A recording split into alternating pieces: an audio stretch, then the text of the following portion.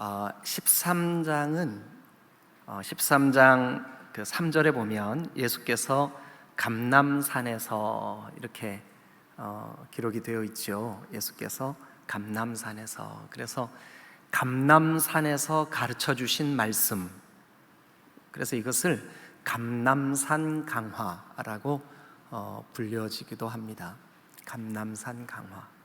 그런데 이 감람산에서 가르치신 감람산 강화, 그러니까 가르치심은 주제가 뭐냐 하면 세상 끝날에 대한 가르침입니다. 세상 끝날, 무슨 징조가 있겠습니까? 그때 우리는 어떻게 해야 되겠습니까? 사실 이 주제가 한국 교회에 많은 어려움을 주었습니다. 지금도 이 임박한 종말론에 대한, 그리고 또 종말에 우리의 바른 자세에 대한 혼돈 때문에 여러 그리스도인들이 고통을 겪고 어려움을 겪고 있는 것이 현실입니다. 그래서 저는 오늘 여러분들과 함께 이 감람산에서 선포된 가르침, 감람산 강화, 이 본문으로 13장을 둘로 나누려고 합니다. 그래서 먼저 오늘 하고 다음 주, 오늘은 무슨 징조가 있겠습니까? 마지막 때에 무슨 징조가 있겠습니까? 그리고 다음 주에는 그럼 우리가 어떻게 하면 좋겠습니까? 두 주제. 그래서 이번 주에는 무슨 징조가 있습니까? 다음 주에는 우리가 어떻게 살면 되겠습니까? 이렇게 두 주제로 나누어서 감람산 강화를 여러분들과 함께 이 말씀을 살펴보도록 하겠습니다. 자, 여러분, 예수님이 오늘 제자들에게 감람산에서 예언을 해주시는데, 그 예언이 사실은 예수님 그 시대, 그러니까 예수님에게 그 예언을 들었던 제자들이 살아있을 때 그 예언이 성취가 돼요. 그런데 그 예언이 사실은 거기서 끝나지가 않아요. 그때 거기서 성취된 것처럼 마지막 때에 더 정확하고 더 완전하고 더 온전하게 성취된다는 그런 의미가 있어요. 자, 예를 들면 이런 겁니다. 제가 어릴 때 여러분 잘 아시다시피 저는 시골에서 자랐습니다. 그리고 아주 촌놈입니다. 그런데 제가 살던 우리 마을이 마을 마당에서, 우리 집 마당에서 이렇게 보면 저 산 꼭대기에 소백산 연하봉 국립천문대가 보여요. 와. 네. 그런데 이제 저희 집 옆에 이렇게 동산이, 언덕 같은 동산이 하나 있어요. 그 위에 올라가면 더 선명하게 보여요. 야, 저기가 소백산 연하봉이구나. 겨울이 되면 항상 거기에 눈이 하얗게 덮여 있어요. 그러면 우리가 개학을 하고 3, 4월 버들 강아지 이렇게 잘라가지고 버들피리 불 때까지 그 눈이 하얗게 덮여 있는 어린 시절의 그 광경이 지금도 잊혀지지가 않아요. 그런데 어쩌다가 친구들하고 야, 우리 연화봉 한번 가볼까? 좋아, 연화봉 가자. 그래가지고 우리 동네에서 출발을 해서 연화봉까지 친구들하고 같이 작대기 하나씩 들고 올라가는 거예요. 올라가다 보면 동산을 하나 넘고 또 동산을 하나 넘고 또 동산을 넘어야 그 연화봉 자락에 도착할 수가 있어요. 그런데 우리 마을, 우리 집 옆에 있는 언덕 같은 동산에서 연화봉을 쳐다볼 때는 손을 뻗으면 닿을 것 같아요. 저기 있어요. 그런데 친구들이랑 연화봉을 가기 위해서 동산을 하나 넘고 그 다음 동산에 올라가도 또 거기 있어요. 이상하다. 틀림없이 저쪽 동산에서는 손에 닿을 것처럼 가까워서 여기만 넘으면 저 산이겠구나 했는데 그 한 산을 넘었더니 또 손에 닿을 것처럼 저기 가 있는 거예요. 그런데 여러분, 한 번도 연화봉은 움직인 적이 있을까요? 없을까요? 없어요. 늘 그 자리에 그대로 있었어요. 그런데 저는 이 먼 곳에서 동산을 하나 넘고 또 동산을 하나 넘고 결국은 연화봉까지 닿겠죠. 거기까지 갈 수 있겠죠. 그러나 가기 위해서는 이 동산에서 쳐다보고 저 동산에서 쳐다보고 저기까지 가는 거죠. 이것을 갖다가 뭐라 그러냐 하면 점진적 예언이라 그럽니다. 성경에는 이 점진적인 예언이 굉장히 많습니다. 이사야 때 이사야 선지자가 그 시대에 이런 하나님의 역사, 이런 일들, 바벨론에 의해서 멸망될 예언, 이런 것들이 있을 거다 예언을 했는데 그 징조로 처녀가 잉태해서 아들을 낳을 거다. 근데 그 시대에 그 예언이 한번 이루어져요. 그러나 궁극적으로 이 예언의 완성은 언제 이루어질까요? 예수님이 처녀의 몸에서 실제로 태어나실 때 이 예언은 완성되는 거예요.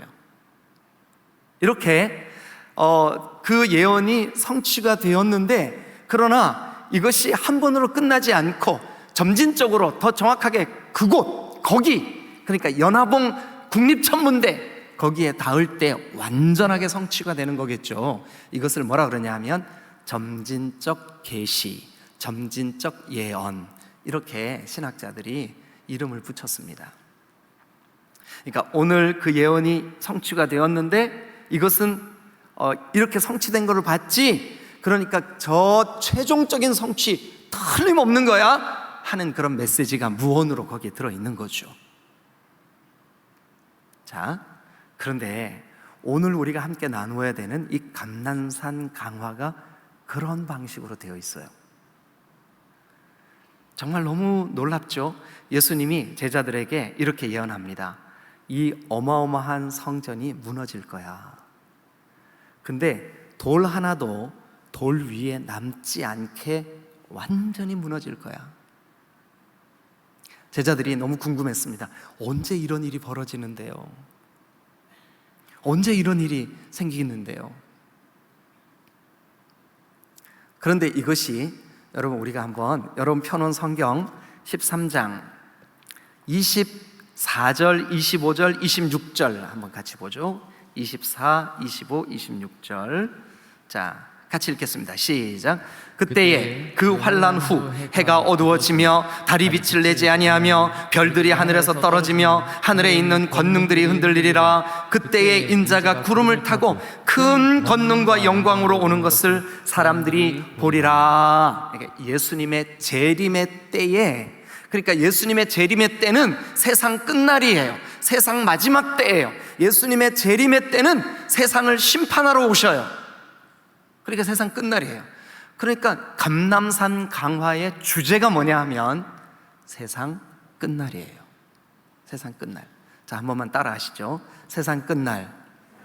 무슨 징조가 있을까요? 네, 이게 오늘 함께 나누는 말씀의 주제예요. 세상 끝날. 무슨 징조가 있을까요? 다음 주에는요, 그러면 그런 징조가 있는 그때 우리는 어떻게 살아야 될까요? 어떻게 살아야 될까요? 여러분, 이 주제, 이 메시지, 이 감람산 강화가 교회 역사 2000년 동안 끊임없이 교회를 어지럽혔습니다. 끊임없이 교회를 어지럽혔습니다. 성경을 바르게 해석하지 못하는 사람들이 땅끝까지 복음이 전해져야 된다라고 하는 그 개념을 예루살렘에 복음이 전해져야 된다는 개념으로 곡해를 했어요. 이거 굉장히 성경을 이상하게 푸른 거예요. 전체적인 맥락을 보면 그게 아니에요. 우리가 서 있는 곳이 땅끝이에요. 그곳이 이슬람이든 그것이 힌두이즘이든 그것이 붓다, 불교이든 어디든 간에 우리가 서 있는 곳이 땅끝이에요. 그 땅끝에 복음이 다 전해지면 반드시 주님 다시 오실 줄로 믿습니다. 예. 여러분, 우리가 이번 주와 다음 주 이 성경을 이 본문이 말씀하고 있는 그대로 한번 따라가 보시자고요.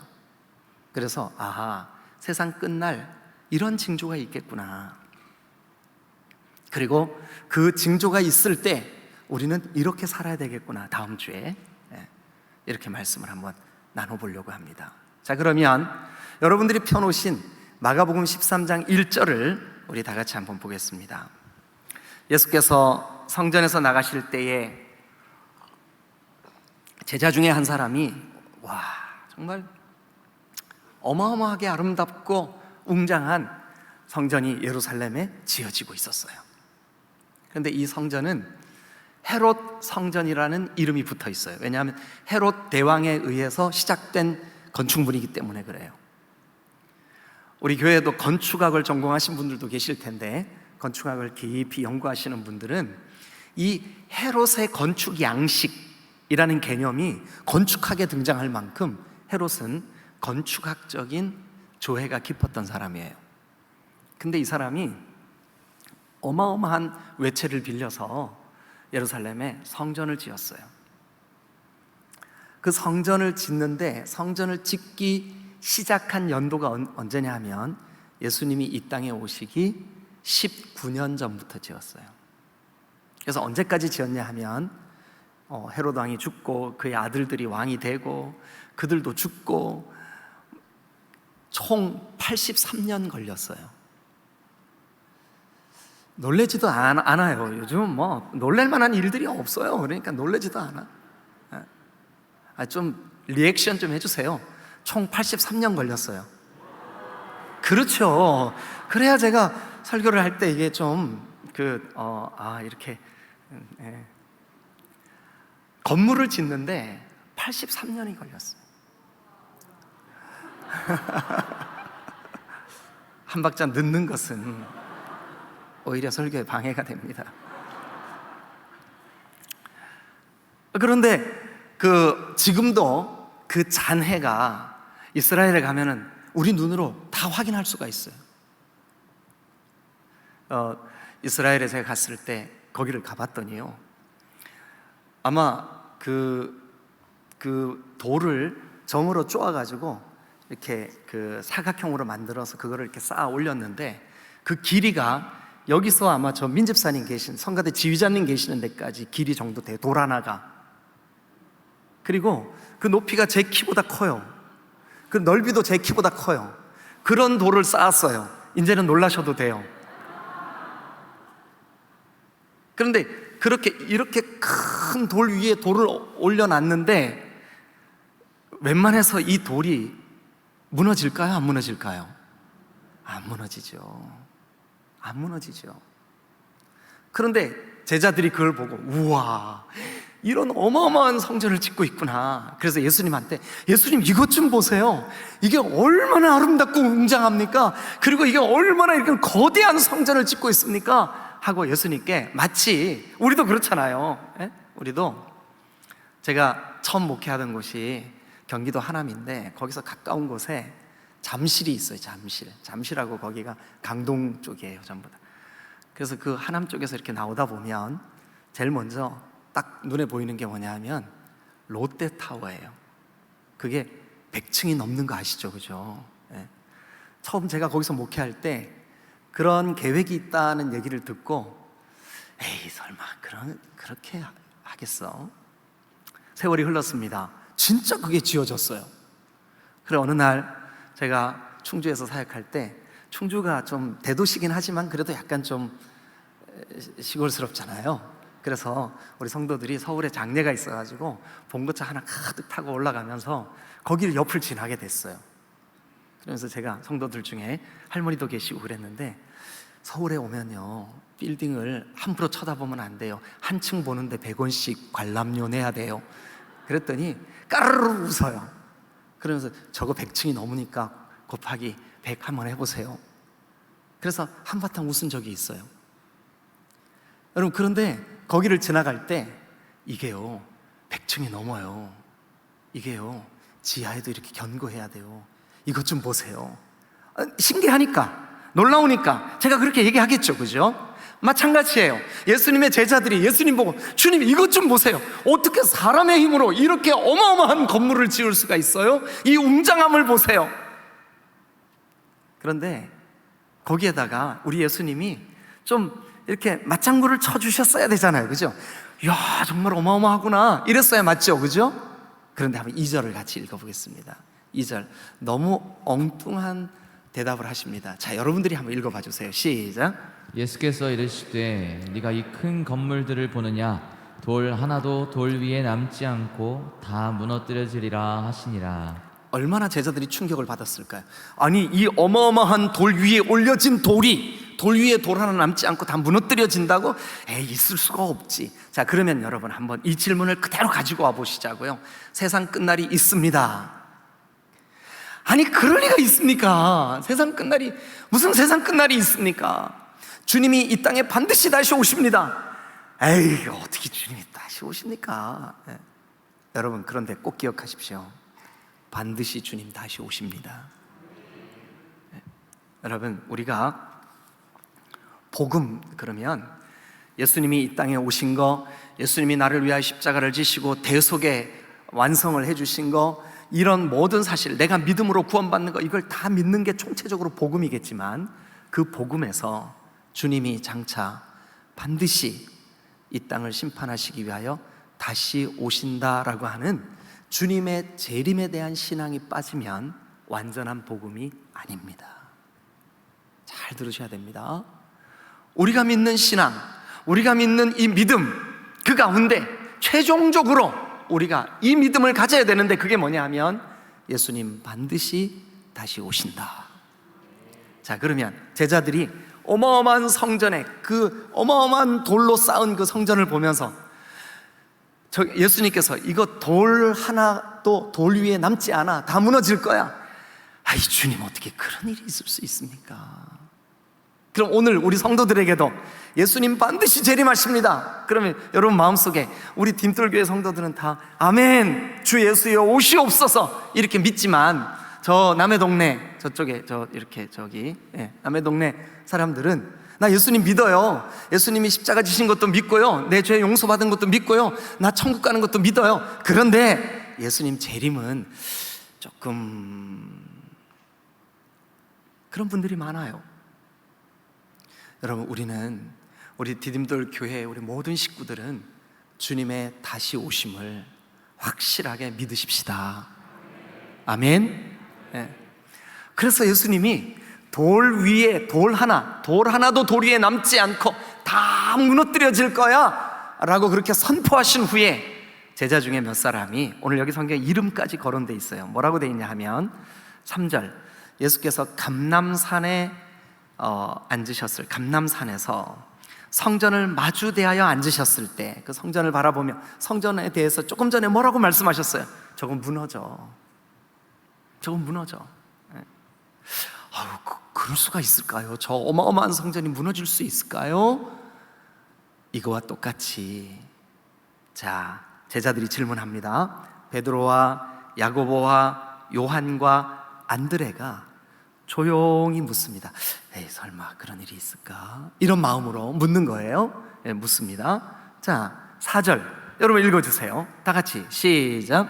우리에게 이르소서 어느 때에 이런 일이 있겠사오며 이 모든 일이 이루어지려 할 때에 무슨 징조가 있사오리이까? 자, 그러면 이 13장의 1절부터 시작된 이 문장이 여러분 사실 13장 끝까지가 다 마지막 때에 대한, 그래서 13장 마지막 절 37절 가면 깨어있으라 내가 너희에게 하는 이 말은 모든 사람에게 하는 말이라, 모든 믿는 모든 사람, 온 열방 모든 사람에게 하는 이 말이 다 감람산에서 가르쳐져서 감람산 강화, 그리고 이 말의 주제는 다 뭘까요? 세상 끝날 주님의 재림. 그러면 여러분 그 개념을 가지고 4절을 다시 한번 질문해 보십시다. 우리에게 일러주세요. 우리에게 말씀해 주세요. 어느 때 이 세상 끝날에 이 모든 일이 이루어지려 할 때 무슨 징조가 있겠습니까? 그러니까 오늘 본문의 흐름은 뭐예요? 주제가 무슨 징조가 있겠습니까? 언제요? 세상 끝날에. 그때 무슨 일이 있는데요? 우리 주님의 재림의 때, 우리 주님이 이 땅에 장차 다시 오실 때, 그리고 이 세상이 마지막 종말을 고할 때, 세상 끝날 무슨 징조가 있겠습니까? 라고 하는 말이에요. 자, 그러면 우리는 이 본문을 좀 충실하게 예수님의 답변을 우리가 좀 들어야 됩니다. 들을 귀를 여시기를 바라요. 마음을 여시기를 바라요.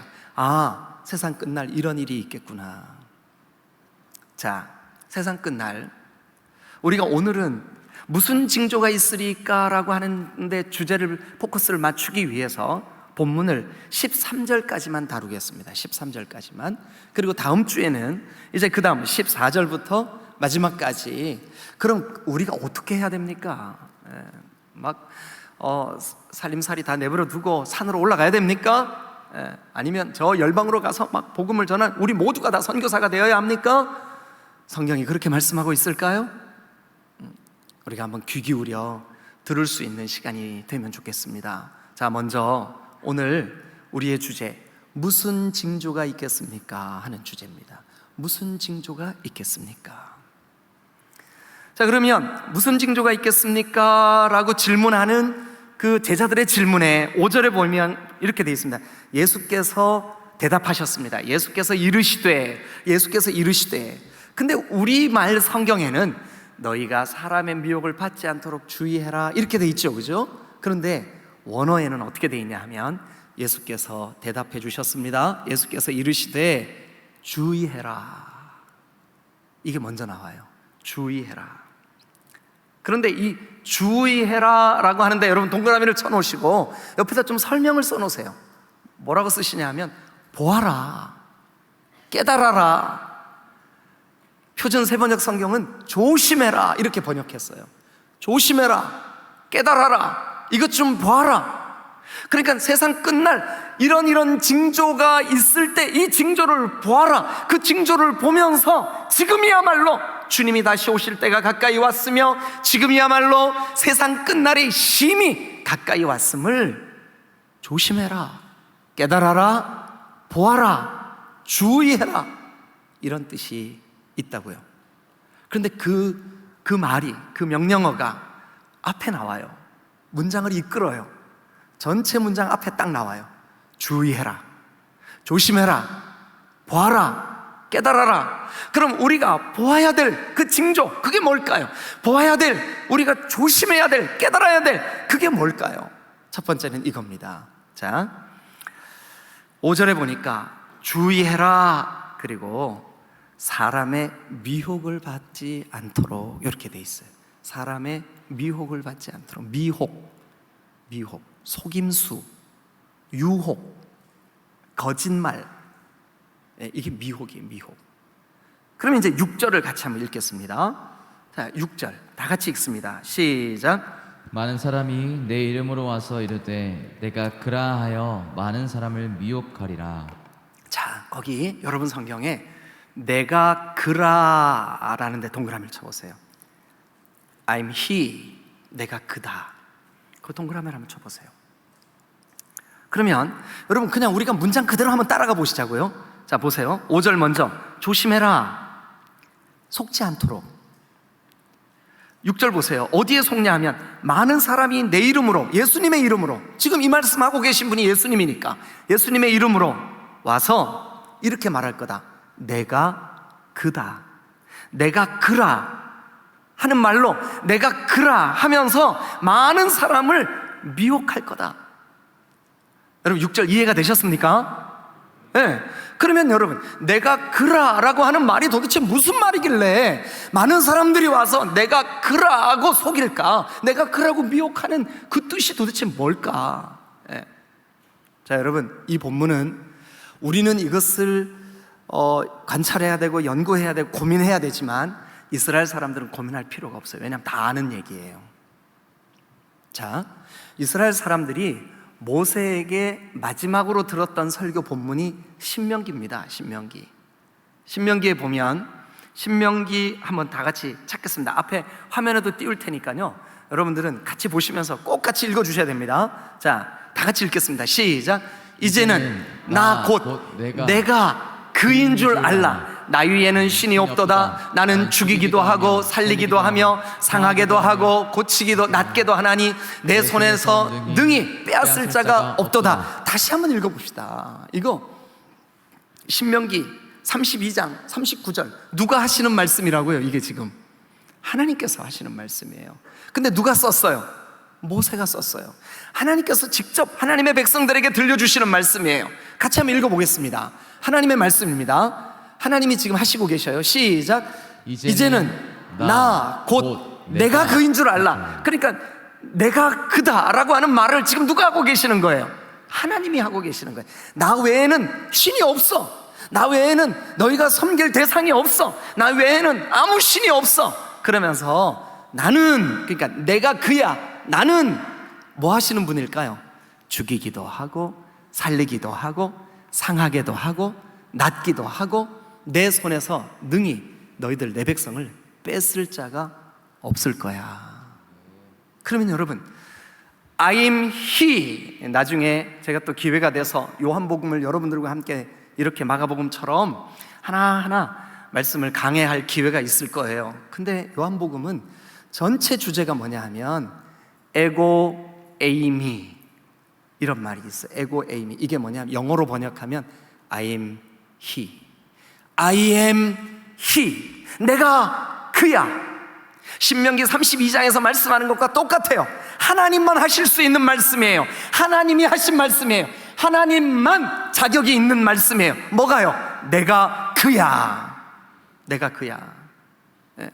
내가 죽이기도 하고 살리기도 하고 낫게도 하고 고치기도 하고 상하게도 하고 낫게도 하고 내 손에서 아무도 빼앗을 수 없는, 너희가 예배하기에 합당한, 너희가 경배하기에 합당한 내가 그야. 이 말 누구만 자격이 있을까요? 이 말 할 자격. 크게 대답하셔야 됩니다. 누구만 하실 수 있는 말이라고요? 하나님만. 하나님만. 하나님만. 자, 그런데 예수님이 이 땅에 오셨어요. 그리고 예수님이 하신 말씀이 대부분의 메시지의 결론이 뭐냐 하면 I am He, 내가 그야, 내가 그다. 자, 성경을 한 절 한 절 다 찾기에는 어려움이 있어서 한꺼번에 확 띄워드리겠습니다. 자, 누가복음 21장, 요한복음 8장, 요한복음 8장, 요한복음 8장, 요한복음 3장, 요한복음 18장. 내가 그니라, 내가 그다, 내가 그다. 자, 그래서 요한복음 18장 16절을 한번 보겠습니다.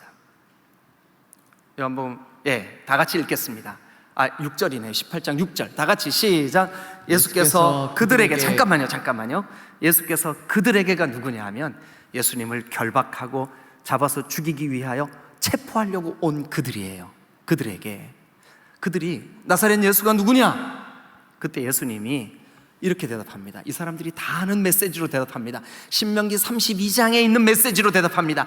하나님이 내가 그라 하는 자다, 내가 그다 라는 그 대답으로 똑같은 말로, 똑같은 그 문장으로, 똑같은 구조로 이렇게 대답합니다. 내가 그다. 그랬더니 어떻게 됩니까?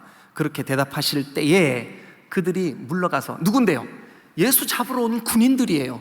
예수 잡으러 온 그 지도자들이에요. 권력자들이에요. 힘 있는 자들이에요. 근데 그들이 어떻게 됐어요? 멈칫 땅에 납작 엎드렸어요. 왜 그래? 그 강력한 선포 앞에 이 사람들이 순간적으로 저분이 이렇게 된 거예요. 자, 그러면 여러분 보세요. 6절을 다시 봅시다. 마가복음 13장 6절. 많은 사람이 예수의 이름으로 와서 이렇게 말합니다. 내가 그라. 이건 누구만 할 수 있는 말이라 그랬죠? 지금 제가 계속 설명하고 있는데 누구만 할 수 있는 말? 하나님만. 그러면 하나님의 아들이시면서 성자 하나님이신 예수님도 내가 그다 라고 말할 수 있는 자격이 있어요, 없어요? 있죠. 그분은 우리 하나님이시니까 믿으시면 크게 아멘. 그리고 보혜사 성령께서도 내가 그다 라고 말하실 수 있어요. 왜냐하면 성령도 하나님이시니까. 그러니까 성부, 성자, 성령, 하나님, 이 하나님 외에는 이 말을 아무도 할 수가 없어요. 이 말을 하는 사람은 이 본문에 의하면 마가복음 13장 5절, 6절, 7절 거기에 쭉 보면 5절, 6절에 보면 너희가 미혹되지 않도록 조심해. 이런 미혹이 있을 때 정신 차리고 이거 깨달아야 돼, 이걸 봐야 돼. 뭐를요? 그런 미혹이 있을 때 세상 끝날이 다 됐구나. 예수님의 재림의 때가 다 됐구나. 여러분, 그런 의미에서 볼 때 저 신천지의 이만희라고 하는 고등 종교 사기꾼이 내가 보혜사다라고 말하는 것은 사기요, 거짓이요, 미혹되면 안 되는 일인 줄로 믿으시기를 축원합니다. 요 옆에 고개 돌면 그 교회 예쁘게 지은 교회 있죠. 하나님의 교회 안상홍 증인의 안상홍이 부활할 것을 믿고 있어요. 장길자가 어머니 하나님이래요. 아니, 장길자가 무슨 자격이 있어서 동네 아줌마가, 아무것도 모르는 무식한 아줌마가 뭔 자격이 있어서 내가 그다라고 말합니까? 오직 내가 그다라는 말은 누구만 할 수 있습니까? 하나님만. 내가 그다라는 말은 누구만 할 수 있습니까? 예수 그리스도 성자 하나님만. 내가 그다라는 말을 누구만 할 수 있습니까? 성령 하나님만. 그런데 마지막 때에 여러분 6절을 다시 보십시다. 이게 마지막 때라는 증거예요. 많은 사람들이 예수 그리스도의 이름으로 와서 이렇게 말합니다. 내가 그라 하여 많은 사람을 어떻게 할까요? 그러면 그것이 어떤 형태의 이단이든 간에 자기가 보혜사라고 하든지 자기가 재림예수라고 하든지 자기가 특별한 어떤 존재라고 말하는 것은 다 미혹이요, 거짓이요, 속이는 것인 것을 여러분 5절이 이끄는 첫 번째 명령어가 뭐라고요? 주의해라, 좀 봐라, 좀 깨달아라. 뭐를요? 이 세상 끝날이 되면 이런 미혹하는 자들이 여기저기에서 믿는 자들을 속이고 거짓말하고 미혹하고 속아 넘어가게 할 것이다. 사랑하는 여러분, 종종 우리 주변에 우리만 진정한 교회다, 우리만 진정한 예배다, 우리 리더가 참 목자다, 이런 말을 들을 때 여러분 조심하십시오. 혹시 그런 곳에 가본 적이 있는 분들 조심하십시오. 성경 해석을 엉터리로 하고 있는 겁니다. 진정한 교회는 우리의 예배도 소중하지만 작고 연약한 이웃의 교회도 드리는 예배가 너무 소중한 줄로 믿으시길 축원합니다. 여러분, 저와 여러분들의 삶 속에 진실되게 이 마지막 때에 깨어서 미혹하는 자들을 분별해내야 될 줄로 믿으시기를 축원합니다. 두 번째, 그 다음 말씀에 보면 이제 7절부터 난리와 난리의 소문을 들을 때에 두려워하지 마라. 이런 일이 있어야 될 것이다. 그러나 아직 끝은 아니다. 난리와 난리, 전쟁이죠, 전쟁. 그 다음에 민족이 민족을, 나라가 나라를 대적하여 일어나겠고, 전쟁입니다, 전쟁. 그리고요, 곳곳에 지진이 있으며 기근이 있으리니 이는 재난의 시작이니라. 그러면 여러분, 이 마지막 때의 두 번째 징조가 뭘까요? 첫 번째 징조는 미혹하는 사람들이 많이 일어날 거다, 내가 그라 할 거다. 두 번째는요, 여기 보니까 전쟁과 재난의 소식이 전해질 것이다. 전쟁과 재난의 소식이 전해질 것이다.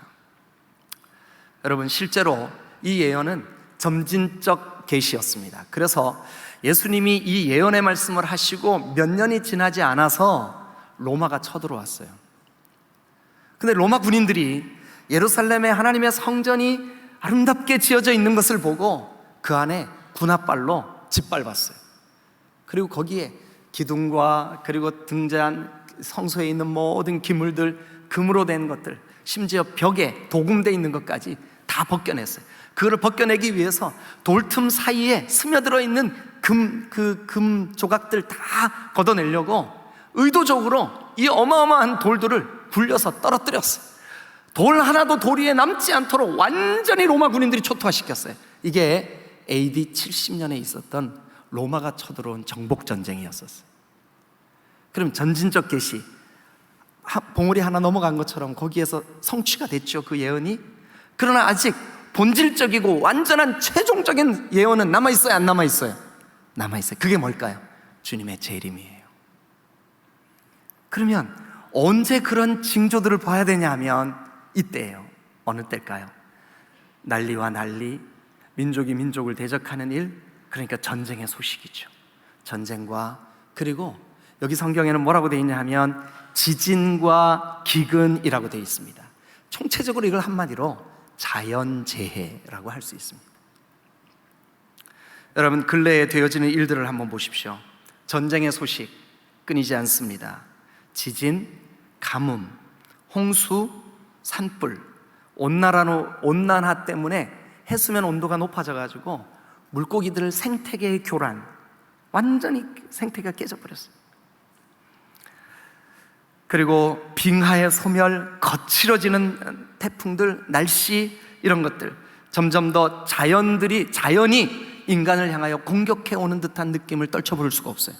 그런데 이게 점점 더 거칠어지고 점점 더 거세지고 점점 더 뜨거워지고 점점 더 종말을 향하여 치달아가고 있다는 것은 우리가 부인할 수가 없어요.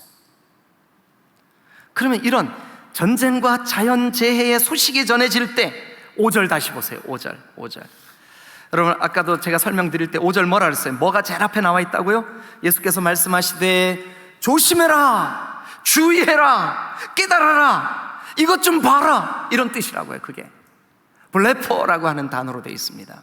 그런데 그 단어를 보면서 아하, 지구가 이렇게 점점 뜨거워지는 현상들, 전례 없었던 무더위, 목마름, 생태계의 그 변화, 먹이사슬의 구조적인 으깨짐. 오늘 아침에도 잠깐 아침을 먹으면서 제가 제일 좋아하는 프로 중에 하나가 여행이에요. 여행. 저 유럽 여행 가고 그런. 여러분, 그 올레 TV에 86번, 거기에서 안 나오면 65번으로 돌리면 그게 KTV인데요. 거기서도 그런데 오늘 아침에 뭐가 나왔냐 하면 우리 한국 기행이 나왔어요. 한국 기행, 시골 마을에 가는. 근데 고성편이 나왔어요. 근데 어부가 이렇게 말하는 거예요. 이상한 일이죠. 전에 있던 고기는 어디 간지 하나도 없고 전에 없던 고기가 판을 치고 있습니다. 그게 뭐냐 하면 뜨거워져 가지고 피에서 점점 올라온 거예요. 이게 차가운 그 물을 찾았어. 완전히 다 깨져 버렸습니다. 여러분, 그런데 이게 시간이 갈수록 점점 더해질 겁니다. 왜냐하면 이것은 예수님의 예언이니까요.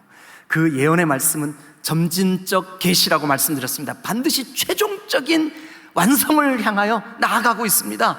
우리가 아무리 멀어도 연화봉에 있는 국립천문대는 가면 닿을 수가 있는 겁니다. 우리도 마찬가지입니다. 어쩌면 우리가 살아있는 생애 동안 예수님이 재림하실 수도 있다는 그런 마음이 들 때가 있어요.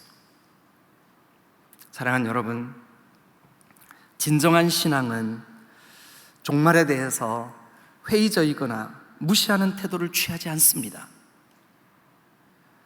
주님이 다시 오시는 재림에 대해서, 종말에 대해서 건강한 반응, 성경적인 반응, 성경이 가르쳐 주시는 반응, 이것을 하지 않으면, 여러분, 여기 5절에 예수님이 그 명령하신 대로 조심해라, 주의해라, 이거를 우리가 무시하게 되는 거예요.